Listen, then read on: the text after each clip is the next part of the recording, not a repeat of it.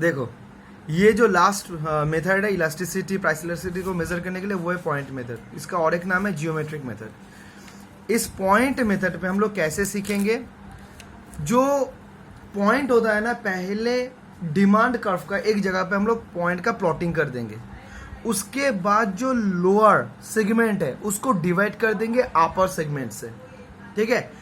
तो ये मेथड से हम लोग को ये समझ में आ जाएगा कि इलास्टिसिटी जो है वो इलास्टिसिटी कौन सा टाइप का है, दैट इज वो यूनिटरी इलास्टिक है, परफेक्टली इलास्टिक है, परफेक्टली इनइलास्टिक है, इलास्टिक इनइलास्टिक कौन सा है, ठीक है।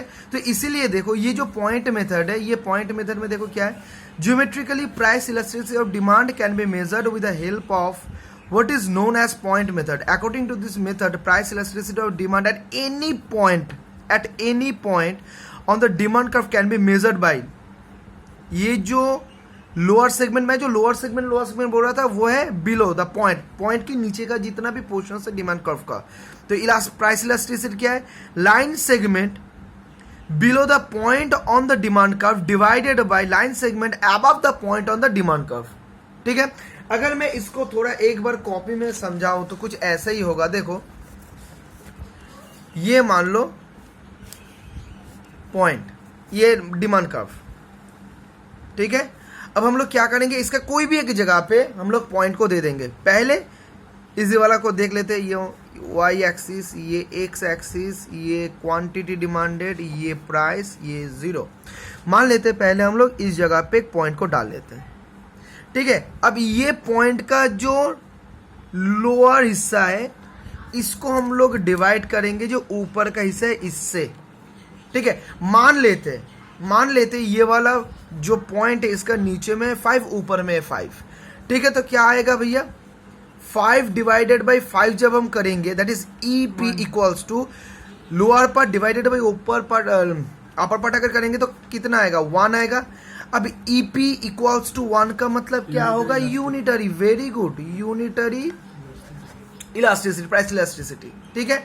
अब अगर हम लोग इस जगह पे ये जो पॉइंट है, इस जगह पे अगर पॉइंट को डाल देंगे, अब क्या करेंगे, ये जो लोअर पार्ट है, लोअर पार्ट को अपर पार्ट से डिवाइड करेंगे। तो लोअर पार्ट मान लेते हैं इस जगह पे 2 और ऊपर है 8, तो ऑब्वियसली ये जो आएगा वो दैट इज लेस देन 1 आएगा, ठीक है। एक बार काम करते हैं, इसको कर भी लेते हैं। तो एक्चुअली कितना आएगा, 0.25, दैट इज लेस देन 1, ठीक है। तो ये जो पॉइंट है पहले इस जगह पे लिख देता हूं, EP equals to 1, that is ये है यूनिटरी, ठीक है। इस जगह पे EP लेस देन 1, इसका क्या होगा, इन इलास्टिक, ठीक है। अब अगर इस जगह पे मैं रखूंगा तो ये 0 के समान होगा, ठीक है। ये डिमांड का जब इस जगह पे टच हो रहा है तो ये 0, तो इसलिए इसके नीचे देखो, बहुत अच्छी तरीके से सुनना, ये जो डिमांड कर्व है अगर इस जगह पे मैं पॉइंट को रखूंगा तो इसके नीचे तो और कोई पोर्शन ही नहीं है, इसके नीचे कोई पोर्शन है, कुछ नहीं है ना। इसलिए इसको मैं क्या करूंगा, इसके नीचे जो पोर्शंस नहीं है उसको मैं पकड़ लूंगा 0, और ऊपर में पूरा पोर्शन है 10। अब इसको कितना आएगा, 0 ही आएगा, that is EP equals to 0 आएगा। अब EP इक्वल्स टू 0 मतलब परफेक्टली इनइलास्टिक, ठीक है। तो इस जगह पे EP equals to 0 that is perfectly inelastic, ठीक है। अब इस जगह पे अगर कुछ प्लॉटिंग करूंगा, ठीक है, तो जो लोअर पोर्शन है वो ज्यादा होगा, तो इस जगह पे मैं 8 कर दूंगा इसको, और नीचे ऊपर वाला जितना पोर्शन है उसको 2 पकड़ लूंगा। तो क्या होगा, ये आएगा 8 डिवाइडेड बाई 2, तो 4 आएगा, that is equals to greater than 1। तो इसको हम क्या बोलेंगे, इलास्टिक डिमांड। तो ये जो पोर्शंस है, ये पोर्शंस को हम इलास्टिक बोल देंगे, that is EP equals to नहीं ग्रेटर देन 1। अगर इस जगह पे मैं प्लॉटिंग करूंगा ये वाला जगह पे, तो ऊपर का जो पोर्शन है वो 0 है, जितना भी वो नीचे में ही है। तो हम लोग क्या करेंगे, इस जगह पे 10 divided by E P equals to 10 divided by 0। तो ये अगर करोगे ना तो ये एरर दिखाएगा कैलकुलेटर में, क्योंकि इसका कोई इक्वेशन बनता नहीं है। तो ये इन्फिनिटी, ठीक है। अब ये इन्फिनिटी, ई पी इन्फिनिटी मतलब परफेक्टली इलास्टिक, ठीक है। तो इसको हम क्या बोल देंगे, E P equals to infinity. तो इस तरीका से पॉइंट मेथड पे हम लोग इजीली इलास्टिसिटी को मेजर कर सकते हैं। इस प्रोसेस को ही हम लोग बोलेंगे पॉइंट मेथड। एक्सपेक्टेड कभी भूलोगे नहीं कि ये कैसे हम लोग डिटरमाइन करते हैं। अगर भूल भी जाओगे ना, तुम लोग का स्टार्ट करना ठीक इस जगह से कि ये मिडिल कंडीशंस, नीचे का पोर्शन जितना एग्जैक्टली ऊपर का कंडीशंस उतना ही है, क्योंकि जो मेथड है वो lower part divided by upper part होता है लाइन का, ठीक है। डिमांड कर्व लाइन मतलब डिमांड कर्व का, ठीक है। अच्छा, अब हम लोग थोड़ा जो थ्योरी है उसको देख लेते हैं, ठीक है। तो पहले on a straight line demand curve, suppose we want to measure price elasticity of demand at point R. R कौन सा है, ये आर, ठीक है। इस पॉइंट में जो इलास्टिसिटी है वो मेजर करना है, ठीक है। Suppose we want to measure price elasticity of demand at point R on a linear और straight line. Demand curve linear तो हम लोग जानते हैं, जो रिलेशंस होता है दोनों वेरिएबल्स का वो सेम होता है। या तो फिर जो कर्व होगा स्ट्रेट लाइन, अगर इस जगह पे आर का, ये जो आर पॉइंट है, इसका अगर इलास्टिसिटी और डिमांड हम लोग को मेजर करना है तो क्या करना होगा, A B R linear on a straight line demand curve A B, क्योंकि ये तो ए बी है, ए जो डिमांड कर्व है ए बी डिमांड कर्व है।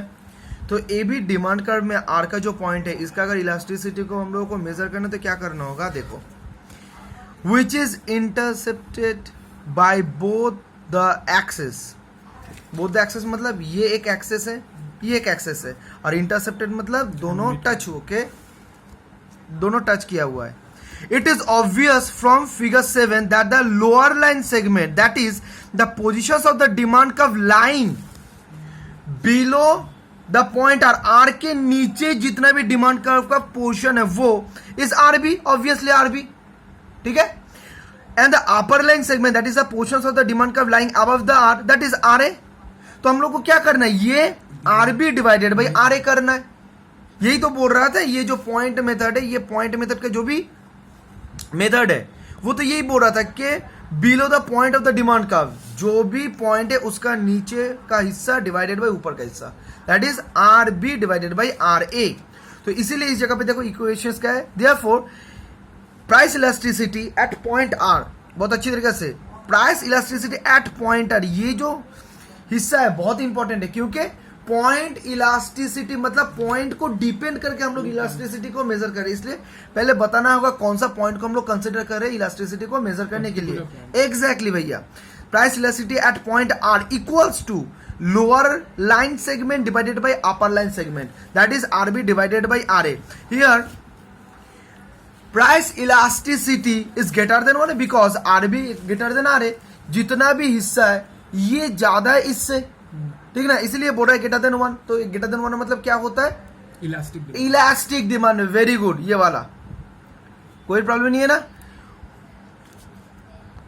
अब देखो ये जो पॉइंट है, price elasticity of demand at different point on a straight line demand curve. इसका मतलब क्या है, जो हम लोग अभी सीखे थे ना उस जगह पे कॉपी में, एक डिमांड कर्व है। अब डिमांड कर्व में पांचों जगह पे हम लोग पॉइंट डाल रहे हैं, उस हिसाब से हम लोग डिटरमाइन कर रहे हैं कि कौन सा जगह पे प्राइस इलास्टिसिटी और डिमांड कैसा है।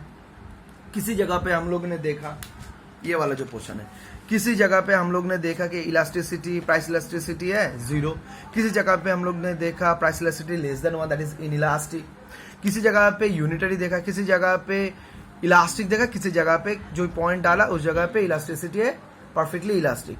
तो यही चीज बोल रहा है, जो डिमांड कर पे बहुत जगह पे हम लोग पॉइंट को डाले उस हिसाब से उसका इलास्टिसिटी क्या है। अब यही चीज हम लोग कहां पे देखेंगे, ये बुक में देखेंगे। देखो देखने से ही पता चल जाएगा ये वाला पार्ट।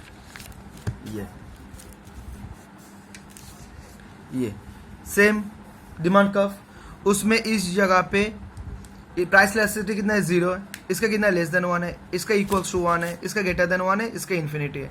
तो ये परफेक्टली इलास्टिक, ये इलास्टिक, ये यूनिटरी इलास्टिक, ये इलास्टिक और ये परफेक्टली इलास्टिक, यही तो है। अब इसका अगर इक्वेशंस बनाना है तो कोई बात ही नहीं, तुम लोग आराम से मन से बना सकते हो। C B divided by A C, अगर डी पकड़ लोगे D B divided by A D, E पकड़ लोगे तो E B divided by A E, बस यही तो है। देखो नीचे, अब देखो यही वाला है, देखो अगर price elasticity at point A, मतलब ये वाला पॉइंट में एकदम टॉप में, ये इस जगह पे, ठीक है, इस जगह पे अगर इलास्टिसिटी को मेजर करना है तो ऊपर वाला पार्ट कुछ है ही नहीं, ठीक है, ऊपर वाला पार्ट कुछ है ही नहीं, जितना भी है पूरा ही है नीचे में। तो इसलिए हम लोग क्या करेंगे, A B lower part divided by upper part, A B divided by ऊपर में कोई पार्ट ही नहीं है, दैट इज 0। देखो मैच हो चुका है ये वाला, A B divided by 0 equals to infinity. Same way में इसको देख लेना है, ये लिखना बहुत ही इंपॉर्टेंट है कि price elasticity eight which point, very good very good, यही बोल रहा था कि कौन से पॉइंट में हम लोग इलास्टिसिटी को मेजर करें, वो पॉइंट को डिनोट करना बहुत ही इंपॉर्टेंट। अगर पॉइंट डिनोट नहीं करोगे, एक पॉइंट एक चीज समझाएगा, दूसरा पॉइंट दूसरी चीज समझाएगा, इसलिए कौन से पॉइंट में तुम इसको मेजर करो वो पॉइंट लिखना बहुत ही जरूरी है, ठीक है। और क्या है, elasticity, price elasticity at point E, अब ये हुआ पॉइंट ई, ये वाला, तो क्या करोगे, E B divided by A B, तो ऑब्वियसली ग्रेटर देन 1 होगा। देखो बी ई, मैंने ई बी बोला, ये B E divided by A by E है, वॉट एवर, यही पूरा चीज है। अगर लीनियर हुआ, दैट इज ये अगर स्ट्रेट लाइन हुआ, उस जगह पे अगर प्राइस इलास्टिसिटी निकालना है, point price elasticity point method पे, तो हम लोग ऐसे निकाल सकते हैं, कोई प्रॉब्लम नहीं है ना। और एकदम लास्ट वाला ये वाला देख भी लो, ये जहां पे लोअर पार्ट, मतलब ये जहां पे लोअर पार्ट कुछ नहीं है, ये बी पॉइंट में अगर इलास्टिसिटी को मेजर करना है तो क्या लिखेंगे, EP at B, price elasticity at B. तो इस जगह पे हम लोग नीचे का जो पार्ट है वो कुछ नहीं है, दैट इज 0, और ऊपर का ही पूरा पार्ट है, दैट इज ए बी। तो 0 divided by A B equals to 0, तो ये क्या होगा, परफेक्टली इनइलास्टिक, ठीक है, कोई प्रॉब्लम नहीं है ना। तो ये लीनियर कंडीशंस में कैसे हम लोग पॉइंट मेथड से इलास्टिसिटी को मेजर कर सकते हैं, वो हम लोग का क्लियर हो चुका है, ठीक है। तो हम लोग ने क्या किया, जो पॉइंट मेथड पे इलास्टिसिटी को मेजर करना था लीनियर कंडीशंस में, वो हम लोग कर चुके थे कि लीनियर एक है, ये एक स्ट्रेट डिमांड कर्व है, उस कौन सी जगह पे पॉइंट का इलास्टिसिटी कैसा है वो हम लोग अच्छी तरीके से सीख चुके थे। मगर प्रॉब्लम क्या होगा भैया, अगर यही जो डिमांड कर्व है अगर वो लीनियर नहीं हुआ तो, मतलब अगर ये डिमांड कर्व कुछ ऐसा हुआ, ये अगर ऐसा हुआ, इस सिचुएशंस में हम लोग इलास्टिसिटी को कैसे मेजर करेंगे। सुनना, ये एक टेक्निक है। अगर कोई भी जगह पे जो कर्व है वो अगर स्ट्रेट नहीं हुआ, दैट इज लीनियर नहीं हुआ, दैट इज नॉन लीनियर अगर हुआ, तो उस जगह पे हम लोग क्या करेंगे पता है, हम लोग एक स्ट्रेट लाइन खींच देंगे, वो वाला स्ट्रेट लाइन ना, वो जो डिमांड कर्व है कोई एक जगह पे वो टच करेगा। अब जिस जगह पे टच करेगा उस जगह पे यही वाला कंसेप्ट को लगा दो, lower part divided by upper part, बस हो जाएगा। तो उस पॉइंट का जो पॉइंट मेथड पे जो इलास्टिसिटी है, वो इलास्टिसिटी आराम से हम लोग डिटरमाइन कर लेंगे। ये बहुत जगह पे यही कंसेप्ट यूज होता है कि जहां पे ये कर्व होता है, ऐसे होता है, तो उस हिसाब से हम लोग कैसे डिटरमाइन करते हैं, एक स्ट्रेट लाइन खींच लेते हैं, ठीक है। स्ट्रेट लाइन ऐसे खींचते हैं कि जो डिमांड कर्व है उसका एक पॉइंट उस जगह पे तैयार हो जाए। अब जो पॉइंट तैयार हुआ है उस पॉइंट से हम लोग price elasticity, that is point method पे आराम से निकाल ही सकते हैं, ठीक है। तो इसमें हम लोग क्या करेंगे, हम लोग क्या बोलेंगे, price elasticity at point R, उसमें क्या लिखेंगे, आर बी या तो फिर B R divided by A R, ठीक है। एक बार इसमें देख लो, ये वाला मैंने जो बोला ये वाला देख लो, B R divided by A R, ठीक है। एक बार पढ़ लेते हैं, तुम लोग देख लो। अब जॉय ने बोला भैया इसका डिफरेंट सिचुएशंस नहीं है ना। भैया क्यों नहीं हो सकता है, अगर मान लो ये इस जगह से गया है तो एक लाइन खींच दो, तब वो पॉइंट कहां पे आ जाएगा, इस जगह पे आ जाएगा। जब इस जगह पे आ जाएगा तब आरबी डिवाइडेड बाई ईयर। जहां पे ये पॉइंट बनेगा स्ट्रेट लाइन के ऊपर, जहां पे ये पॉइंट बनाएगा उस जगह से जो इक्वेशन है उसमें डाल दो, तो ऑटोमेटिकली उसका जो भी है वो निकल के आ जाएगा। क्योंकि इस जगह पे जो बोल रहा है कि भैया इस जगह पे हम लोग वो perfectly elastic, perfectly elastic, elastic elastic, non elastic, ये हम लोग कर नहीं सकते, नहीं वो कर नहीं सकते क्योंकि ये कर्व है। देखो ये ऐसे, ये नॉन लीनियर है। अगर ये स्ट्रेट लाइन होता तब ना तुम कर सकते, अगर ये स्ट्रेट लाइन होता तब ना तुम कर सकते, मगर इस जगह पे जो डिमांड कर्व है वो तो नॉन लीनियर है, तुम करोगे कैसे? तो इसीलिए जैसे भी शेप हो तुम एक स्ट्रेट लाइन खींचोगे पॉइंट को डिटरमाइन करने के लिए। अब वो पॉइंट जहां पे निकल के आएगा, इस जगह पे हो, इस जगह पे हो, जिस जगह पे हो, उस हिसाब से पॉइंट मेथड पे हम लोग ये नॉन लीनियर में जो भी इलास्टिसिटी होगा डिटरमाइन कर लेंगे। ठीक है, एक बार पढ़ लेते हैं, उसके बाद तुम लोग एक घर में पढ़ लेना एक बार। On the nonlinear demand curve, we can measure the price elasticity of demand on a demand curve which is not a straight line, that is nonlinear demand curve, by using the point method. In order to calculate price elasticity of demand at any point on a curved demand curve, curved ये होता है curved demand curve, we have to draw a tangent to the demand curve through the chosen point and measure the elasticity of the tangent at this point as the ratio of the lower line segment to the upper line segment. tangent मतलब जहां पे ये touch हो। तो ऐसे एक line हम लोगों को खींचना होगा जो कर्व्ड डिमांड कर्व है, जो एक जगह पे टेंजेंट हो, जो कर्व डिमांड कर्व है, और उस जगह पे जो टेंजेंट होगा ऑटोमेटिकली एक पॉइंट डिटरमाइंड होगा। अब उस पॉइंट के ऊपर बेस करके जो रेशियो बनता है, कौन सा रेशियो? लोअर वाला पार्ट का और ऊपर वाला पार्ट का जो ratio, that is lower part ऊपर में और बाई अपर पार्ट, उस तरीके से हम लोग डिटरमाइन कर लेंगे। ठीक है, तो यही तो हो चुका हम लोग का पॉइंट मेथड। अच्छा देखो, अब जो एक पॉइंट बचा हुआ है ये डिमांड इलास्टिसिटी, तो ये बचा हुआ है कि इलास्टिसिटी ऑफ डिमांड कौन सा फैक्टर्स के ऊपर डिपेंड करता है। Factors affecting price elasticity of demand, ये रहेगा तब जाके इसका इलास्टिसिटी कुछ अलग होगा। कौन सा चीज अगर रहेगा तो प्राइस इलास्टिसिटी रहेगा। सोचो तो एक बार सोच के बताओ, कौन सा चीज अगर रहेगा, कौन सा फैक्टर रहेगा, तो उस प्रोडक्ट का, मान लो प्रोडक्ट एक्स, अब ये प्रोडक्ट एक्स का जो elasticity, that is price elasticity और जो डिमांड है, ये कौन सा फैक्टर्स के ऊपर डिपेंड करता है कि ये प्रोडक्ट का जो प्राइस इलास्टिसिटी होगा वो perfectly inelastic, elastic, unitary, inelastic और परफेक्टली इलास्टिक होगा। कौन सा चीज के ऊपर ये सब इलास्टिसिटी प्रोडक्ट इसका डिपेंड करेगा। मैं एक चीज बताता हूं तो तब तुम लोग लाइन पे सोच सकते हो। Existence of substitute, number of substitute. अगर मान लो कोई एक जो एक्स प्रोडक्ट है, एक्स प्रोडक्ट का कोई सब्स्टिट्यूट ही नहीं है, तो इसका प्राइस इलास्टिसिटी इनइलास्टिक होगा। जितना भी उसका दाम दो कोई फायदा नहीं ना, कुछ तो कर नहीं सकता। जितना भी कंज्यूमर है, उस कंज्यूमर का अगर उस डिमांड को फुलफिल करना है तो वही प्रोडक्ट तुमसे खरीदेगा एक्स प्रोडक्ट को। अगर उस प्रोडक्ट का जितना सब्स्टिट्यूट मार्केट में बढ़ता रहेगा, उस समय तुम्हारे मन में डर बनता रहेगा कि अरे बाप रे, पहले तो 5 था, अभी मेरा प्रोडक्ट का जो सब्स्टिट्यूट है वो तो 6-7 हो चुका है। अगर मैं 50 पैसा भी बढ़ा दूंगा तो सेकेंड लगेगा मेरा जो शेयर ऑफ मार्केट है एक्स प्रोडक्ट का वो मेरा हाथ से निकालने में। ठीक है ना, इसीलिए कौन सा ऐसा और भी कारण है जिसके ऊपर एक प्रोडक्ट का प्राइस इलास्टिसिटी डिपेंड करता है। ठीक है, पहले क्या, अवेलेबिलिटी ऑफ सब्स्टिट्यूट, ये तो हम लोग समझ ही चुके हैं। देखो एक बार पढ़ लो फिर से भी। The most important determinants of price elasticity of demand is the number and kind of substitute available for a commodity.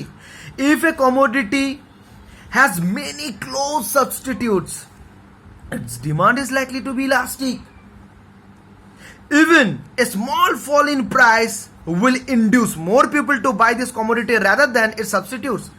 सब तो ये है ना, सब तो सब्स्टिट्यूट है। अगर तुम्हारा प्रोडक्ट का थोड़ा भी पैसा तुम घटाओगे तो जितना कंज्यूमर है सब तुम्हारा प्रोडक्ट को खरीदने के लिए आएगा। रिवर्स में भी होगा, अगर 1 पैसा बढ़ा दोगे तो ऑटोमेटिकली सब छोड़ के दूसरा सब्स्टिट्यूट में शिफ्ट हो जाएगा।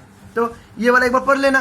ठीक है, नेक्स्ट पॉइंट कौन सा है, नेचर ऑफ द कॉमोडिटी। जो कॉमोडिटी है उसका नेचर क्या है। देखो भैया, अगर मान लो एक एग्जांपल मैं देता हूं, रोशन तुम एक मान लो एक प्रोडक्ट है नेसेसिटी, जैसे मान लो चावल, एक मान लो रॉयल एनफील्ड जो तुम मन से चाहते हो, भैया एक लग्जरी है ना और एक तो बेसिक नेसेसिटी है। अब तुम बोलो तो किसका दाम बढ़ने से घटने से भी तुम्हें कोई फायदा नहीं, उसको खरीदना ही होगा, और किसको तुम शिफ्ट कर सकते हो, बस। तो जब प्रोडक्ट का जो नेचर होगा, अगर वो नेसेसिटी वाला होगा उसका इलास्टिसिटी क्या होगा, इनइलास्टिक होगा। अगर जो लग्जरी होगा उसका इलास्टिसिटी क्या होगा, इलास्टिक होगा। कितना इजी है, बस। जिसको तुम शिफ्ट कर सकते हो, जहां पे प्राइस ऊपर नीचे होने के कारण से भी कुछ नहीं है, उसको तुम्हें खरीदना ही होगा। तो नेसेसिटी गुड्स, खाना थोड़ी ना हम लोग बंद कर देंगे, तो उसका जो इलास्टिसिटी होगा इनइलास्टिक होगा। देखो एक बार, nature of the commodity, one of the important determinants of price elasticity of demand is the nature of commodity, that is whether it is a necessity or a luxury or a commodity of comfort। क्योंकि हम लोग जानते हैं जो goods होता है वो तीन चीज का होता है, एक नेसेसिटी, एक कंफर्ट, एक लग्जरी, ठीक ना। तो demand for necessity such as foods item is generally inelastic, ठीक है, इसको कभी हम लोग शिफ्ट नहीं करते। This goods are essential for existence, this essential to life commodities will be purchase in more और लेस फिक्स क्वांटिटीज, कम सम हम लोग एक ही क्वांटिटी में उसको खरीदते हैं। With the price is high और लो, प्राइस जो भी हो हम लोग ऑलमोस्ट सेमी क्वांटिटी में हर बार उसको, जो ये नेसेसरी गुड्स है उसको हम लोग खरीदते हैं, ठीक है। एक बार पढ़ लेना इसको, ठीक है। तो एक बार नीचे वाला पढ़ लेते हैं, देखो, the demand for necessity is inelastic and the demand for luxury and comfort is elastic. अगर इसका प्राइस बढ़ जाएगा तो हम लोग सोचेंगे चलो अभी नहीं खरीदते हैं, बाद में जाके खरीदेंगे, तो डिमांड फॉल कर जाएगा, इसलिए ये वाला सिचुएशंस को बोल सकते हैं। उसके बाद जो है proportions of the income spend, इसका मतलब क्या है, इसका मतलब है कि जितना तुम्हारे इनकम से सोच रहे हो कि इतना पोर्शंस मैं इस प्रोडक्ट को खरीदने के लिए मैं एक्सपेंस करूंगा, उस पोर्शन अगर बढ़ जाए तो वो जो पोर्शन है, मान लो 10,000 का एग्जांपल से बताता हूं, मान लो तुम्हारा इनकम है 10,000, अब 10,000 में तुम सोच रहे हो एक प्रोडक्ट को खरीदने के लिए, तुम्हारा बजट है, मैं तुम क्या करोगे, 1,000 को एक्सपेंस करोगे, ठीक है। अब वो जो चीज है portions of the income spend के 10,000 में से 1,000 मुझे क्या करना है, स्पेंड करना है, ठीक है। अब बोल रहे, देखो ये अगर एग्जांपल सोचोगे कि 10,000 अगर इनकम हुआ, 10,000 में एक 1,000 तुम सोच रहे हो एक प्रोडक्ट को खरीदना है, और 10,000 में 7,000 सोच रहे हो कोई दूसरा प्रोडक्ट को खरीदना है। अब ये पोर्शन इनकम का 7,000 1,000, इसको सोच के तुम्हें क्या लग रहा है कौन सा इंपॉर्टेंट है, बताओ तो, सोच के बताना। 10,000 तुम्हारा इनकम हुआ, 10,000 में तुम सोच रहे हो कि 7,000 मैं इस जगह पे लगाऊंगा और 1,000 मैं दूसरा कोई प्रोडक्ट में खर्च करूंगा, एक्सपेंस करूंगा। बताओ तो किसका इंपॉर्टेंस तुम्हारे पास ज्यादा होगा, 7,000 का। क्योंकि जब एक जन इनकम करके लाता है तो उसका ग्रोसरी होता है, ये वाला काम होता है, तो जहां पे वो एक्सपेंस ज्यादा करता है तो उसका इंपॉर्टेंस उसके पास ज्यादा ही होगा।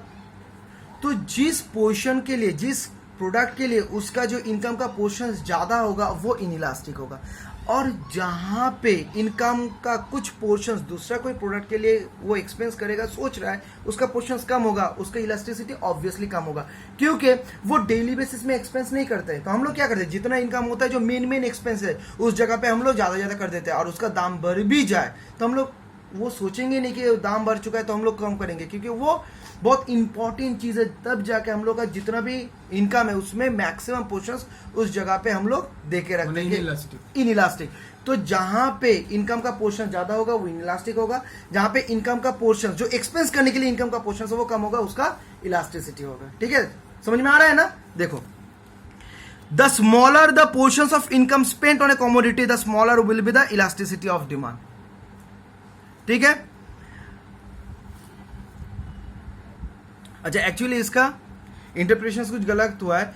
जब हम लोग मान लो 10,000 का एक इनकम हुआ है जहां पे हम लोग कम एक्सपेंस करते हैं, इसका दूसरा एक पॉइंट ऑफ व्यू है, इसीलिए मैं थोड़ा कंफ्यूज हो गया था कि अगर हम लोग किसी जगह में मान लो 500 एक्सपेंस कर रहे हैं, सोच रहे हैं कि 500 एक्सपेंस करेंगे, तो उस समय हम लोग सोचेंगे छोड़ यार 500 ही तो है एक्सपेंस करते हैं, तो उसका अगर 505 भी देना है तो दे देंगे, कोई बात नहीं।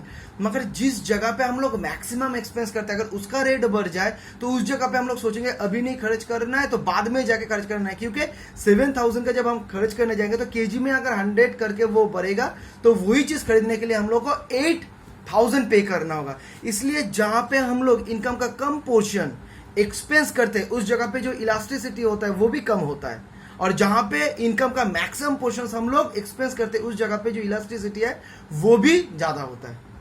ठीक है, कोई प्रॉब्लम नहीं ना।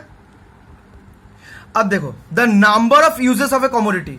अब अगर मिल्क मान लो, इलेक्ट्रिसिटी मान लो, जो प्रोडक्ट है जिसका जो यूजेस है वो मल्टी बहुत ज्यादा तुम जगह पे यूज कर सकते हो, तो ऑटोमेटिकली सोचो जो एक जगह पे हुआ था ना कि डिमांड का क्यों डाउनवर्ड स्लॉपिंग होता है, क्योंकि उसका जो यूजेस होता है अगर यूज ज्यादा होगा तो ऑटोमेटिकली जब उसका प्राइस घटेगा तो बहुत जगह पे हम लोग यूज करते रहेंगे। तो उस हिसाब से अगर उस प्रोडक्ट का जो यूजेस है वो बहुत जगह पे यूज होता है तो जब भी उसका प्राइस घटेगा तो हम लोग ज्यादा करके उसको खरीदेंगे, तो उसका इलास्टिसिटी ज्यादा होगा। जितना उसका यूजेस होगा उतना ही उसका इलास्टिसिटी होगा, क्योंकि कम होगा प्राइस तो हम ज्यादा खरीदेंगे उसको दूसरा जगह पे यूज करने के लिए। वही चीज है the number of uses of a commodity. ठीक है, एक बार पढ़ लो। The greater the number of uses to which a commodity can be put to the greater will be the price elasticity of the demand. कोई problem है भैया? ठीक है ना। अच्छा, उसके बाद देखो और एक फैक्टर है जो प्राइस इलास्टिसिटी को डिटरमाइन करता है, वो है possibility of postponement of consumption. अगर कोई कंजम्पशंस को तुम पोस्टपोन कर सकते हो कोई प्रोडक्ट का कंजम्पशंस को, तो ऑटोमेटिकली उस प्रोडक्ट का जो इलास्टिसिटी होगा वो इनइलास्टिक होगा। जैसे मान लो नेसेसिटी गुड्स, इसका कंजम्पशन को कभी पोस्टपोन कर सकते हो नहीं ना, इसलिए वो इनइलास्टिक होगा। जो रॉयल एनफील्ड है उसका प्राइस भी ज्यादा है, इसलिए तुम क्या करो उसका जो कंजम्पशन है उसको पोस्टपोन करो, तो उस प्रोडक्ट का जो इलास्टिसिटी है वो क्या है? इलास्टिक है। सिंपल सा है, एक के साथ दूसरा पूरा लिंक है। तो यही बोल रहा है कि elasticity of demand depends on the possibility of postponement of consumption as well. Demand for a commodity is inelastic if its consumption can be postponed. अगर बोल रहा है कि अगर पोस्टपोन कर सकते हो तो उसका जो डिमांड होगा वो इलास्टिक होगा, अगर पोस्टपोन नहीं कर सकते हो जैसे नेसेसिटी गुड्स तो उसका जो प्राइस इलास्टिसिटी होगा वो इनइलास्टिक होगा। ठीक है भैया। अब देखो ये वाला देखो, habits of consumer. Habits of consumer, अब कुछ चीज है, सिगरेट बताओ, जो अल्कोहलिक चीज है, ठीक है, वो सब चीज में जो इलास्टिसिटी है वो इलास्टिसिटी ठीक तरीके से जितना भी प्राइस तुम चार्ज कर लो वो लोग वही प्राइस में चीज को खरीदेगा। ठीक है, क्योंकि ये कंज्यूमर लोगों का बिहेवियर है। ठीक है, अब ये देख लो, habits of the consumer. Price elasticity of demand depends also upon the whether और not the consumer are habitual of using the commodity. If consumer are habitual of commodity using commodity like cigarette, coffee etcetera, उसके लिए उस product का जो demand होगा वो क्या होगा? इनइलास्टिक। जो अल्कोहल मान लो ना, वो क्या होगा? इनइलास्टिक। अगर प्राइस बढ़ा भी दोगे उतना ही वो खरीदेगा। अगर हैबिट्स के लिए नहीं है, अगर मान लो कोई एक जन थोड़ा बहुत सिगरेट पीता है, तो अगर सिगरेट का दाम बढ़ जाए तो वो सोचेगा छोड़ यार अभी नहीं पीना है, तो बाद में उसका दाम गिने दे, उसके बाद में हम लोग पिएंगे। तो ऑटोमेटिकली जो हैबिट्स है वो भी डिटरमाइन कर देता है इस प्रोडक्ट का जो इलास्टिसिटी होगा वो कौन सा होगा, इलास्टिक होगा या तो फिर इनइलास्टिक होगा। ठीक है। अब income of the consumer. Income of the consumer also affects the elasticity of demand. Normally rich consumer have inelastic demand obviously. जिसके बाद बहुत पैसा है वो थोड़ी ना सोचता है कि इसका प्राइस 10 रुपए, जैसे प्याज इसका 50 से 80 हुआ या तो फिर 80 से 100 हुआ, क्या हुआ, छोड़ो भाई, इतना मुझे केजी चाहिए, मुझे दे दो क्योंकि मेरे पास उतना पैसा है। मगर जिसका इनकम उतना ज्यादा नहीं है, उसका लिमिटेड इनकम है, उस इनकम से सबको पूरा घर उसको चलाना है, तो उस समय उसको अलॉट करना पड़ता है इतना पैसा इस जगह पे, उतना पैसा उस जगह पे, इतना पैसा उस जगह पे। तो अगर कोई एक जगह पे प्राइस बढ़ जाएगा तो वो क्या कर देगा, उस महीने के लिए उसको थोड़ा कम कर देगा या तो फिर उस जगह से दूसरे जगह पे शिफ्ट कर जाएगा। तो यही बोल रहा है कि इनकम ऑफ कंज्यूमर, इसके ऊपर भी डिपेंड करता है इस प्रोडक्ट का इलास्टिसिटी। अगर जो इनकम होगा वो बहुत ज्यादा होगा तो इलास्टिसिटी उस प्रोडक्ट का क्या होगा, इनइलास्टिक। अगर कम होगा कंज्यूमर का इनकम तो एक प्रोडक्ट का जो इलास्टिसिटी होगा वो क्या होगा, इलास्टिक होगा। कोई प्रॉब्लम है भैया? ये जो पॉइंट है ना प्राइस रेंज, इसके साथ ये लिंक है इनकम ऑफ द कंज्यूमर। जैसे मान लो अगर कोई चीज है जिसका प्राइस बहुत ही हाई है, ठीक है, उस समय उसी रेंज पे अगर उसका प्राइस रहेगा तो उसका जो इलास्टिसिटी होगा वो इनइलास्टिक होगा, क्योंकि वो जो प्राइस रेंज है वो तो हाई में है, तो उसका जो कंज्यूमर होगा सबका इनकम ज्यादा ही होगा। ये जो पॉइंट था, सबका इनकम ज्यादा होगा। अगर किसी का अगर इनकम ज्यादा होगा तो ऑटोमेटिकली उन लोगों के लिए उस प्रोडक्ट का जो इलास्टिसिटी होगा वो इनइलास्टिक ही होगा। तो इसीलिए बोल रहा है प्राइस रेंज के अगर वो ऊपर में होगा तो उस समय इनइलास्टिक होगा, अगर वो नीचे की तरफ रहेगा जैसे गरीब लोग उसको खरीद सकते हैं, लो प्राइस में अगर होगा तो उस समय में उसका जो इलास्टिसिटी वो बढ़ जाएगा, क्योंकि जब भी उसका दाम घटेगा लो में आएगा ऑटोमेटिकली बहुत जना के उसको खरीद पाएगा, क्योंकि जो परचेसिंग पावर है बहुत जन उसके रेंज पे आ जाएगा। जो था ना एक कारण कि नंबर ऑफ कंज्यूमर्स, तो जो था कि डिमांड का डाउनवर्ड स्लॉपिंग क्यों होता है, ठीक है, वही वाला concept, exactly increasing number of consumer. Very good. अब ये देखो, demand for a commodity tends to be inelastic at very high and very low price, and rich পারসনের কিনবে ওরা, প্রাইস যত বেড়ে কোয়ান্টিটি মানে চেঞ্জ আসবে। True. Elastic within the moderate range of price. अब बोल रहा है कि अगर प्राइस बहुत ज्यादा है या तो फिर बहुत कम है, उस समय इनइलास्टिक होगा। अगर वो बीच का कंडीशंस में, मॉडरेट कंडीशंस में, उस समय अगर बढ़ेगा घटेगा, उस समय उसका जो प्राइस इलास्टिसिटी होगा वो हो जाएगा इलास्टिक, ठीक है। अब और एक फैक्टर है जो डिटरमाइन करता है प्राइस इलास्टिसिटी, वो है टाइम फैक्टर। भैया कोई अगर चीज मान लो नया मार्केट में आ रहा है, तो शॉर्ट टर्म में सब कोई सोचेगा मैं भी खरीदूंगा, मैं भी खरीदूंगा, मैं भी खरीदूंगा। तो शॉर्ट टर्म में क्या करेगा, सब कोई उसको जाके खरीद लेगा। तो शॉर्ट टर्म में जो प्राइस इलास्टिसिटी होगा उस प्रोडक्ट का, वो इनइलास्टिक होगा, इनइलास्टिक होगा, क्योंकि सब उसको खरीद रहा है पागल की तरह।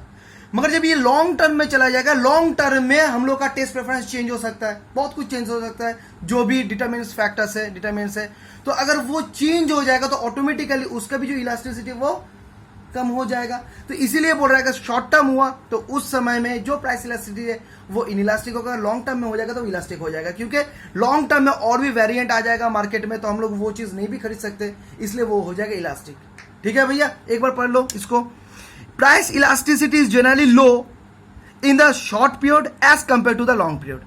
ठीक है, शॉर्ट पीरियड में उसका कोई सब्स्टिट्यूट नहीं है, जो भी मार्केट में वो चीज को निकाला पटापट करके उसको हम लोग खरीद लेते हैं पूरा पागल के जैसा। मगर जब लॉन्ग टाइम में हम लोग देखते हैं तो उसका सब्स्टिट्यूट निकल के आ जाता है, तब लोग हम क्या करते हैं, दूसरे चीज को भी हम लोग खरीदते हैं, तो ये वाला प्रोडक्ट का जो डिमांड है वो फॉल कर जाता है। तो इसीलिए बोला, exactly, change in fashion, very good. इसीलिए शॉर्ट टर्म में एक प्रोडक्ट का इलास्टिसिटी इनइलास्टिक होता है, लॉन्ग टर्म में उसी प्रोडक्ट का इलास्टिसिटी वो इलास्टिक हो जाता है। ठीक है।